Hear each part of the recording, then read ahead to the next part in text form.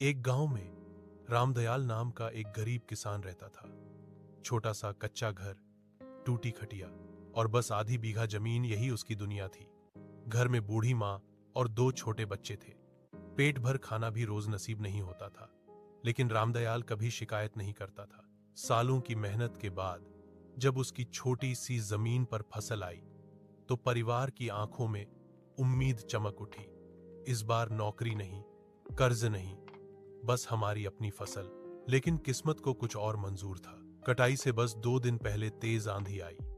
आसमान काला, मिट्टी उड़ती हुई, पेड़ झूमते हुए। देखते ही देखते पूरी फसल जमीन पर गिर गई। छोटे छोटे बच्चों की आंखें भर आईं। मां भगवान को हाथ जोड़कर खड़ी हो गई और रामदयाल बस खामोश रहा।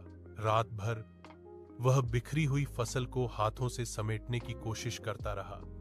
सुबह तक उसकी जेब में सिर्फ एक मुट्ठी अनाज बच पाया।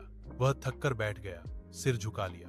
लेकिन उसी समय उसने देखा, एक बूढ़ी गोदाम वाली गाय उसके पास खड़ी है, भूखी, कांपती हुई।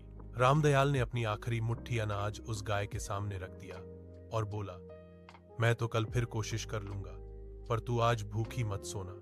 उसकी इस दयालुता से जैसे भगवान भी पिघल गए। अगली सुबह गांव के लोग उसके दरवाजे पर इकट्ठे हुए। किसी ने बिजाई के लिए बीज दिया, किसी ने बैल, किसी ने एक बोरी अनाज।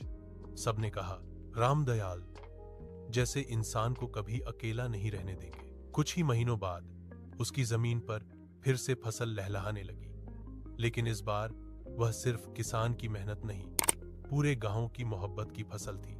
और रामदयाल ने बच्चों से कहा, गरीब होना पाप नहीं, पर हिम्मत हारना सबसे बड़ा पाप है।